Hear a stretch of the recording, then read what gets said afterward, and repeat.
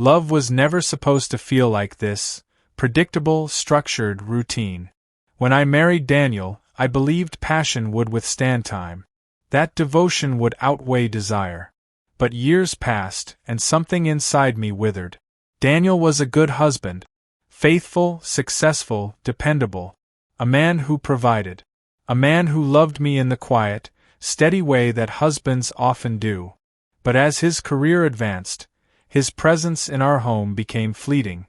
Long business trip, late-night calls, promises of just one more deal before he could finally slow down.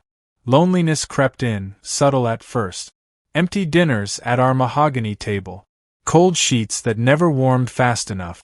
Conversations reduced to texts, filled with polite check-ins rather than affection. I tried to ignore the ache, convince myself that love meant sacrifice, that marriage meant patience. Then, Jamal moved in next door. The first time I saw him, I felt it, an undeniable shift, an instant pull, a hunger that had long been dormant. He was nothing like Daniel. Where my husband was clean-cut and corporate, Jamal was raw, untamed. A man built of muscle and confidence, his deep brown skin glistening under the summer sun. He carried himself with an effortless dominance, every step deliberate, every glance intoxicating. Our first meeting was innocent. I had been struggling with heavy grocery bags, nearly tripping on my heels as I reached my front door. "Need some help with that?" a deep, velvety voice asked. I turned, heartbeat faltering as I met his gaze, dark, intense, knowing. He smirked slightly, waiting for my answer. Sure," I managed, embarrassed by my sudden clumsiness. Jamal took the bags with ease, his fingers briefly brushing mine. Heat spread through my body, a reaction I hadn't felt in years. "New neighbor?" I asked, trying to sound casual. "Yeah. Just moved in," he said, stepping inside my kitchen, setting the bags down effortlessly. His presence filled the space, making everything else feel smaller. "Name's Jamal." "I'm Emily," I replied, my voice softer than I intended. "Nice to meet you, Emily." His eyes held mine for a second too long, his smirk deepening as if he sensed the shift in the air. From that moment, everything changed. Encounters with Jamal became frequent, passing each other in the driveway. Brief conversations over the fence. Quick smiles exchanged when Daniel wasn't around. But then, the interactions deepened. One afternoon, as I watered the garden, Jamal stepped onto his porch, shirtless. Sweat glistened on his sculpted chest, abs carved like a masterpiece. I swallowed hard, forcing myself to focus on the flowers rather than the way his muscles flexed as he stretched. "Nice day, huh?" he said, his voice rich, teasing. "Yeah," I responded, though I barely registered the weather. "You should stop by sometime," he added, leaning against the railing. My breath caught. Flirting. That's what this was. I should have shut it down. Reminded him, and myself, that I was married. But instead, I smiled. "I might take you up on that," I murmured, my voice betraying me. His smirk widened. That night, I lay beside Daniel, staring at the ceiling, my mind consumed by forbidden thoughts. The storm came unexpectedly. Thunder roared through the sky, rain hammering against the windows. Daniel had called hours earlier. His flight delayed, stuck in another city. I curled up on the couch with a blanket, trying to ignore the eerie silence of the house. Then a knock. Heart pounding, I opened the door. Jamal stood there, rain dripping from his jacket, his presence overwhelming. "Power's out at my place," he said, flashing a boyish grin. "Mind if I crash here till it calms down?" Every rational thought screamed no. But I stepped aside. "Come in." He shrugged off his jacket, revealing a soaked t-shirt clinging to every sculpted muscle. Water droplets traced down his arms, disappearing beneath the fabric. My throat went dry. "Cold?" he asked, eyeing my flushed cheeks. I shook my head too quickly. Just surprised to see you." "Why?" He took a step closer, voice smooth, deep. "I live next door." "But we shouldn't." I stopped myself, pulse racing. He tilted his head, studying me. Shouldn't what? The air between us thickened. Electricity crackled louder than the thunder outside. Something inside me snapped. My gaze dropped to his lips, lingering there too long. His breath hitched. The line had blurred, and I was about to cross it. The room felt smaller, the walls pressing in, trapping me between reason and reckless temptation. Rain pounded against the windows, drowning out the war raging inside me. I knew what this was, what it meant, what it would destroy. Yet I didn't move. Jamal stood inches away, his presence suffocating in the best way. His eyes searched mine, waiting, sensing the hesitation, the flickering battle between my loyalty and my desire. His jaw clenched, muscles in his arms flexing as if he, too, fought restraint. I should go, he murmured, though his feet remained planted. Yeah, I whispered, but neither of us moved. Seconds stretched into eternity. My pulse thrummed wildly, breath shallow. His gaze flickered down to my lips, and the moment shifted, became something tangible, inevitable. I should have stepped back. I stepped forward instead. Jamal inhaled sharply, his control fracturing. His fingers skimmed my arm, a feather-light touch that sent fire through my veins. My skin burned where he touched me, my body betraying the years of restraint, the months of loneliness. Tell me to stop, he whispered, his voice a challenge, a plea. I couldn't. Instead, I did the one thing I swore I wouldn't. I lifted my chin, closing the final inch between us. His lips brushed mine, hesitant, testing, waiting for the final confirmation that this was happening. When I didn't pull away, he deepened the kiss, claiming me with a hunger that shattered every moral boundary I had left.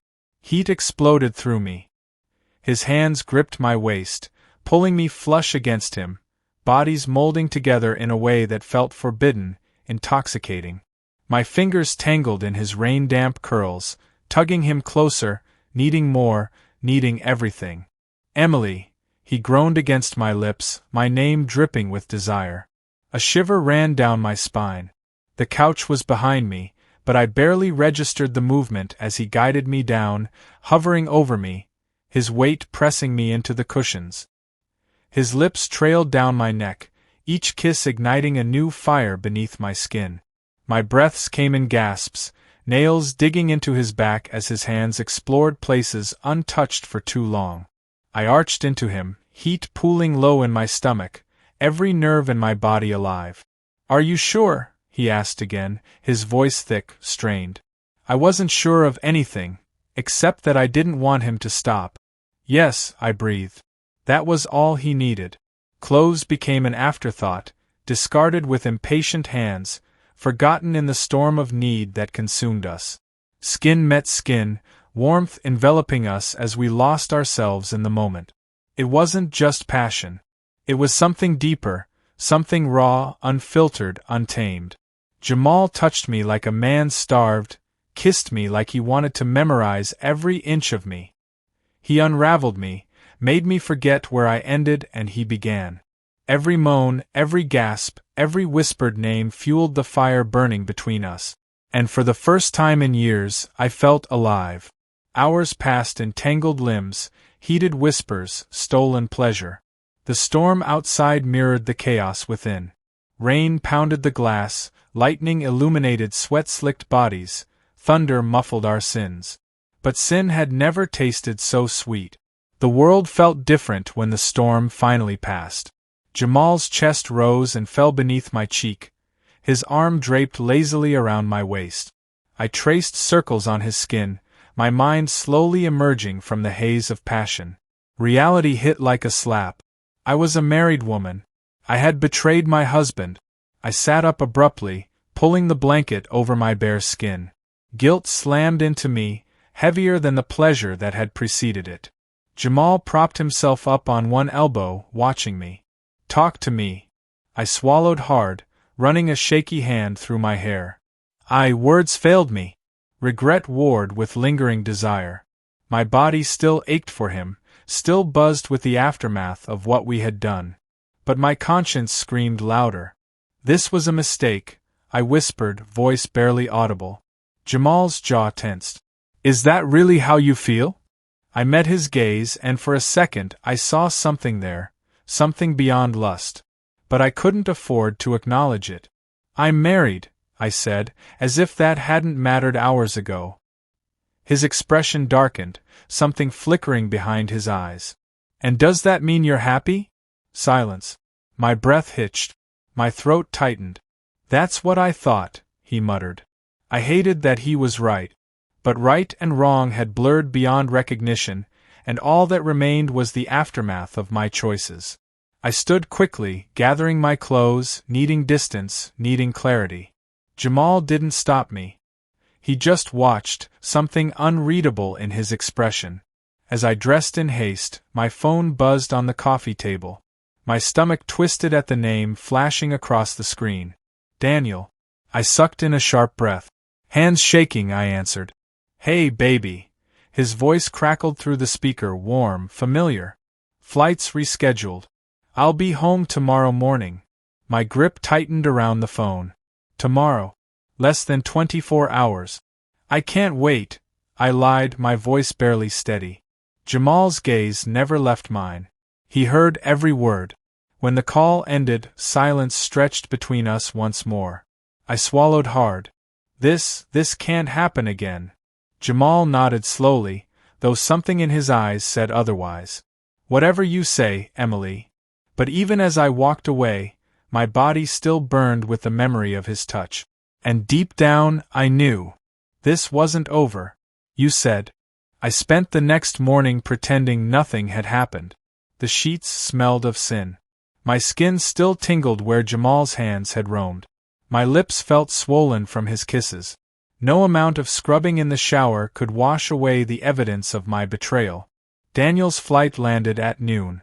When he walked through the door, suit jacket slung over his shoulder, exhaustion lining his face, I forced a smile. Missed you, he murmured, pressing a kiss to my temple. Guilt coiled in my stomach like a snake. I missed you too, I lied, hugging him tighter than necessary. If I held on long enough, maybe I could convince myself that what I had with him was enough. That last night was a lapse in judgment, a moment of weakness, not a reflection of something deeper. But when I closed my eyes, all I saw was him. Jamal. His hands. His lips. The way he had looked at me, like I was something to be worshipped, something to be devoured. And no matter how much I willed it away, the hunger remained. Days passed. I avoided Jamal. Or at least I tried to. Every time I stepped outside, I swore I felt his eyes on me. Every time I glanced out the window, I caught glimpses of him, shirtless, muscles flexing as he worked on his car. Smirking when he noticed me watching.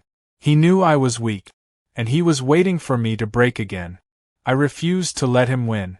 At least, that's what I told myself. Then, one evening, Daniel kissed my cheek, grabbed his briefcase, and said the words that sealed my fate. I have a late meeting. Don't wait up. I nodded, feigning indifference, but the moment the door shut behind him, I felt it. The pull, the temptation, the inevitable downfall. My body moved before my mind could stop it. I crossed the lawn, heart hammering against my ribs, fists clenched at my sides. When I knocked, the door opened almost instantly. Jamal leaned against the frame, arms crossed, shirt hanging loose over his sculpted frame. His lips curled into that infuriating smirk. Took you long enough, he murmured. I inhaled sharply, fists tightening. This can't happen again. He stepped closer, his scent wrapping around me, cologne, sweat, something distinctly him. But you're here, he said simply, reaching out to tuck a strand of hair behind my ear. My resolve cracked. I hated how easily he unraveled me.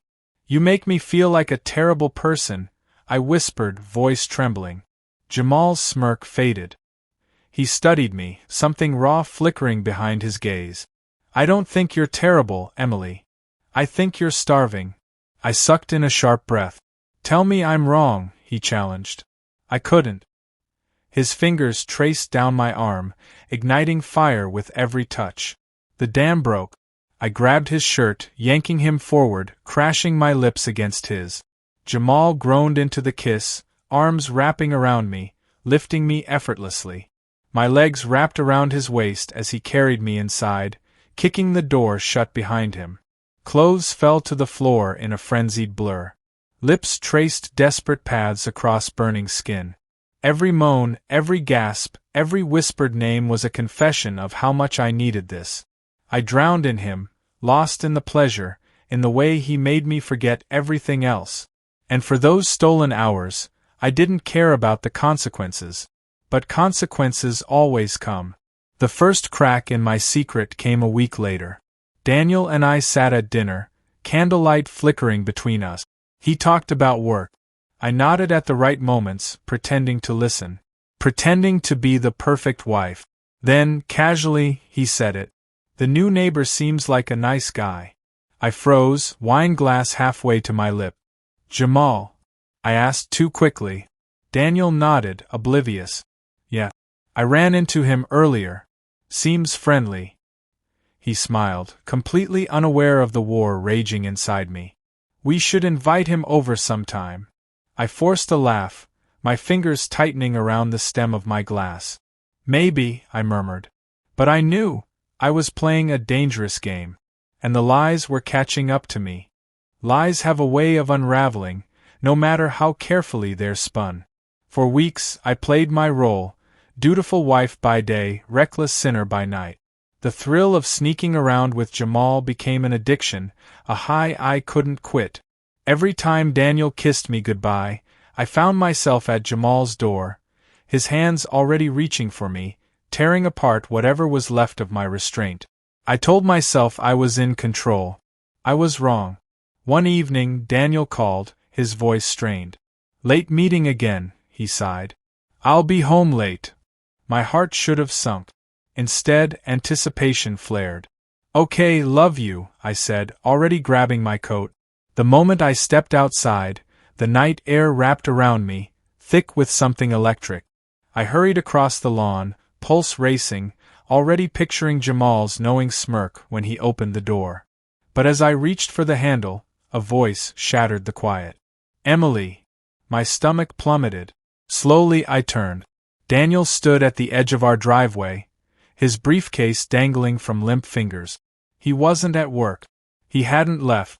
And he had seen everything. My mouth opened, but no words came.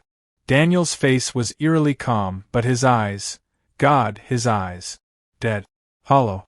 The silence stretched, suffocating. Then, a sharp inhale from behind me. "Jamal." I turned slightly, catching his expression, stone-faced, unreadable, though his fists were clenched. "You lied," Daniel finally said.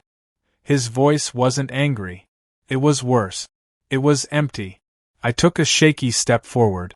"Daniel, don't," he cut me off, his jaw tightening. My stomach twisted into knots. "How long?" he asked. Tears blurred my vision. "A month," I whispered. He laughed. A sharp, humorless sound. "A month." Jamal shifted beside me, as if ready to intervene. But Daniel wasn't looking at him. His eyes were locked on me, waiting, demanding answers I couldn't give. I swallowed hard. "I never meant." "Don't say you didn't mean to," he interrupted. "You did." My breath hitched. I had meant every stolen touch, every whispered name, every single time I crawled into Jamal's bed knowing my husband was waiting at home. I had chosen this. Daniel exhaled slowly, as if trying to keep himself from breaking. Then, without another word, he turned and walked away. I didn't stop him. Because I knew I had already lost him. Days passed. Daniel didn't yell. Didn't rage. He simply disappeared into silence, packing a bag without a single word. Then, one morning, he was gone. The house felt colder without him. I thought I would feel relieved. Freed. I didn't. Jamal knocked that evening, concern flickering across his face. "You okay?"